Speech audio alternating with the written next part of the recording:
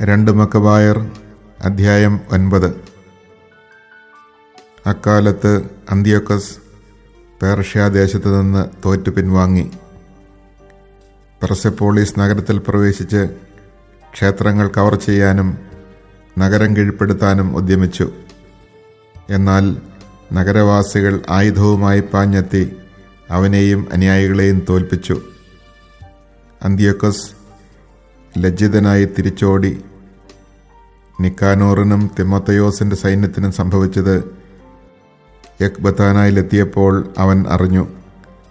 കോപാക്രാന്തനായി അവൻ തന്നെ തുരത്തിയവരോടുള്ള പക യഹൂദരോട് വീട്ടാൻ തീരുമാനിച്ചു.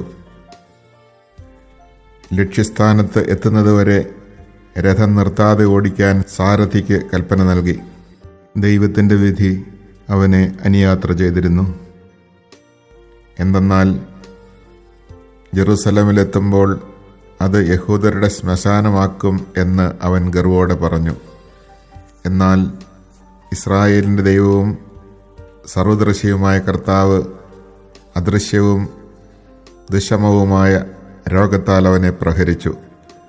പറഞ്ഞു തീർന്ന ഉടനെ നിശിതവും അപരിഹാര്യവുമായ ഉദരവേദന അവനെ പിടികൂടി. വളരെ പേരുടെ ഉദരങ്ങൾക്ക് കിരാതമായ പീഡനമേൽപ്പിച്ച അന്ത്യോക്കസിന് ഇത് സംഭവിച്ചത് തികച്ചും യുക്തമാണ്. എന്നാൽ ഇതുകൊണ്ടും അവൻ ധിക്കാരം അവസാനിപ്പിച്ചില്ല. കൂടുതൽ ഗർവിഷ്ഠനായി ക്രോധത്താൽ ജ്വലിച്ചുകൊണ്ട് രഥവേഗം വർദ്ധിപ്പിക്കാൻ അവൻ ആജ്ഞാപിച്ചു. അതിശീഘ്രം പാഞ്ഞുകൊണ്ടിരുന്ന തേരിൽ നിന്ന് അവൻ തെറിച്ചു വീണു. തൽഫലമായി അവന് സർവാംഗം വേദനയുണ്ടായി.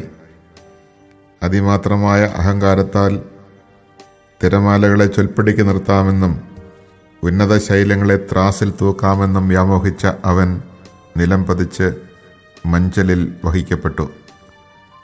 ദൈവത്തിൻ്റെ ശക്തി എല്ലാവർക്കും ദൃശ്യമായി.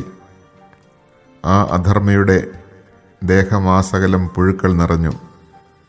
കഠിനവേദന കൊണ്ട് പുളയുന്ന അവൻ്റെ മാംസം അവൻ ജീവിച്ചിരിക്കെ തന്നെ അഴുകിത്തുടങ്ങി. ദുർഗന്ധത്താൽ അറപ്പോടെ സൈന്യം അവനിൽ നിന്നകന്നു. നക്ഷത്രങ്ങളെ എത്തിപ്പിടിക്കാൻ കഴിയുമെന്ന് വിചാരിച്ച അവനെ ദുസ്സഹമായ ദുർഗന്ധ നിമിത്തം ആർക്കും വഹിക്കാൻ കഴിഞ്ഞില്ല. അന്ത്യോക്കസിൻ്റെ മനസ്സിടിഞ്ഞു. ദൈവത്തിൻ്റെ ശിക്ഷയേറ്റ് സദാ വേദന അനുഭവിച്ചപ്പോൾ അവൻ ഗർവം വെടിഞ്ഞ് വിവേകം വീണ്ടെടുക്കാൻ തുടങ്ങി. സ്വന്തം ദുർഗന്ധം സഹിക്കവയ്യാതായപ്പോൾ അവൻ പറഞ്ഞു, ദൈവത്തിന് കീഴ്പ്പെടുക യുക്തം തന്നെ. ദൈവത്തിന് തുല്യനെന്ന് മർത്യരാരും കരുതരുത്. കർത്താവിൻ്റെ കൃപ നിഷേധിക്കപ്പെട്ട ആ മ്ലേച്ഛൻ അവിടുത്തോട് പ്രതിജ്ഞ ചെയ്തു, ഇടിച്ചു നിരത്തി ശ്മശാനമാക്കാൻ വെമ്പൽ കൊണ്ട നഗരത്തിന് ഞാൻ സ്വാതന്ത്ര്യം നൽകും. സംസ്കരിക്കപ്പെടാൻ അയോഗ്യരെന്ന് വിധിച്ച് സന്താനങ്ങളോടുകൂടെ പക്ഷിമൃഗാദികൾക്ക് ഇരയാക്കാൻ നിശ്ചയിച്ചിരുന്ന യഹൂദരെ ആഥൻസ് പൗരന്മാർക്ക് തുല്യരാക്കും. കൊള്ള ചെയ്യപ്പെട്ട ദേവാലയം അതിമനോഹരമായ കാണിക്കകളാൽ അലങ്കരിക്കും. വിശുദ്ധ പാത്രങ്ങൾ അനേകമടങ്ങായി തിരിച്ചേൽപ്പിക്കും. ബലിയർപ്പണത്തിനുള്ള ചെലവുകൾ സ്വന്തം വരുമാനത്തിൽ നിന്ന് വഹിക്കും. ഇതിനു പുറമെ ഞാൻ തന്നെ യഹൂദമതം സ്വീകരിച്ച് മനുഷ്യവാസമുള്ളിടത്തെല്ലാം പോയി ദൈവത്തിൻ്റെ ശക്തി വിളംബരം ചെയ്യും. എന്നാൽ ദൈവം തൻ്റെ മേൽ ന്യായവിധി നടത്തുന്നതിനാൽ പീഡകൾക്കൊരു ശമനവും ഉണ്ടാകുന്നില്ലെന്ന് കണ്ട് അന്ത്യോക്കസ് പ്രത്യാശ വെടിഞ്ഞ് യാചനാരൂപത്തിൽ യഹൂദർക്ക് ഇങ്ങനെ എഴുതി: ഉത്തമന്മാരായ യഹൂദ പൗരന്മാർക്ക് അവരുടെ രാജാവും സൈന്യാധിപനുമായ അന്ത്യോക്കസ് ആരോഗ്യവും ഐശ്വര്യവും ഹൃദയപൂർവ്വം ആശംസിക്കുന്നു. നിങ്ങളും സന്താനങ്ങളും സുഖമായിരിക്കുകയും നിങ്ങളുടെ അഭീഷ്ടമനുസരിച്ച് കാര്യങ്ങൾ നടക്കുകയും ചെയ്യുന്നെങ്കിൽ ഞാൻ സന്തുഷ്ടനാണ്. ദൈവത്തിലാണ് എൻ്റെ പ്രത്യാശ. നിങ്ങളുടെ മതിപ്പും സന്മനസ്സും ഞാൻ സ്നേഹപൂർവ്വം സ്മരിക്കുന്നു. പെർഷ്യയിൽ നിന്നുള്ള മടക്കയാത്രയിൽ ദുസ്സഹമായൊരു രോഗം എന്നെ ബാധിച്ചതിനാൽ പൊതുസുരക്ഷിതത്വത്തെപ്പറ്റി ചിന്തിക്കേണ്ടത് ആവശ്യമായി വന്നിരിക്കുന്നു. എൻ്റെ ഈ അവസ്ഥയിൽ ഞാൻ ഭഗ്നാശനല്ല. ഈ രോഗത്തിൽ നിന്ന് സുഖം പ്രാപിക്കുമെന്ന് നല്ല പ്രത്യാശയുണ്ട്. ഉത്തരപ്രവിശ്യകളിൽ പടനീക്കങ്ങൾ നടത്തുമ്പോൾ എൻ്റെ പിതാവ് തനിക്കൊരു പിൻഗാമിയെ നിയോഗിച്ചിരുന്നത് ഞാൻ സ്മരിക്കുന്നു. അപ്രതീക്ഷിതമായി എന്തെങ്കിലും സംഭവിക്കുകയോ അശുഭമായ വാർത്ത പരക്കുകയോ ചെയ്താൽ ആരെയാണ് ഭരണം ഏൽപ്പിച്ചിരിക്കുന്നതെന്ന് അറിയാവുന്നതുകൊണ്ട് രാജ്യത്തെ ജനങ്ങൾ അസ്വസ്ഥരാകാതിരിക്കുന്നതിന് വേണ്ടിയായിരുന്നു ഇത്. തന്നെയുമല്ല, അതിർത്തി പ്രദേശങ്ങളിലെയും അയൽ രാജ്യങ്ങളിലെയും രാജാക്കന്മാർ അവസരം പാർത്തിരിക്കുകയാണെന്നും എന്താണ് സംഭവിക്കുന്നതെന്ന് നോക്കിയിരിക്കുകയാണെന്നും എനിക്കറിയാം. അതിനാൽ ഞാൻ എൻ്റെ പുത്രൻ അന്ത്യോക്കസിനെ രാജാവായി നിയമിച്ചിരിക്കുന്നു. ഉത്തരദേശങ്ങളിലേക്ക് ഞാൻ തിടുക്കത്തിൽ പോയ മിക്ക അവസരങ്ങളിലും നിങ്ങളിൽ പലരെയും അവൻ്റെ ചുമതല ഏൽപ്പിച്ചിട്ടുണ്ടല്ലോ. ഈ കത്തിലെ വിവരങ്ങൾ അവനെയും എഴുതി അറിയിച്ചിരിക്കുന്നു. നിങ്ങൾക്ക് ലഭിച്ച പൊതുവും വ്യക്തിപരമായ സേവനങ്ങൾ അനുസ്മരിക്കണമെന്നും എന്നോടും എൻ്റെ പുത്രനോടും നിങ്ങളിപ്പോൾ കാണിക്കുന്ന സൗമനസ്യം തുടർന്നും കാണിക്കണമെന്നും ഞാൻ അഭ്യർത്ഥിക്കുകയും യാചിക്കുകയും ചെയ്യുന്നു. അവൻ എൻ്റെ നയം തുടരുമെന്നും നിങ്ങളോട് സൗമ്യതയും ദയയും കാണിക്കുമെന്നും എനിക്ക് ഉറപ്പുണ്ട്.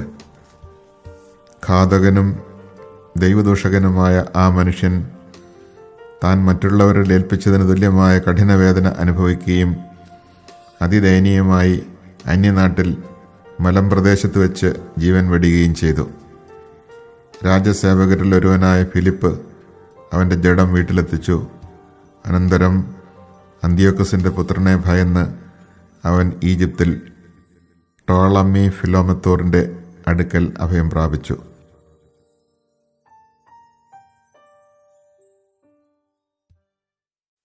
Chapter 9. About that time Antiochus retreated in disgrace from the region of Persia. He had entered the city called Persepolis and attempted to rob the temple and gain control of the city. Thereupon the people had swift recourse to arms, and Antiochus's men were routed, so that in the end Antiochus was put to flight by the natives and forced to beat a shameful retreat. On his arrival in Ecbatana, he learned what had happened to Nicanor and to Timothy's forces. Overcome with anger, he planned to make the Jews suffer for the injury done by those who had put him to flight. Therefore he ordered his charioteer to drive without stopping until he finished the journey.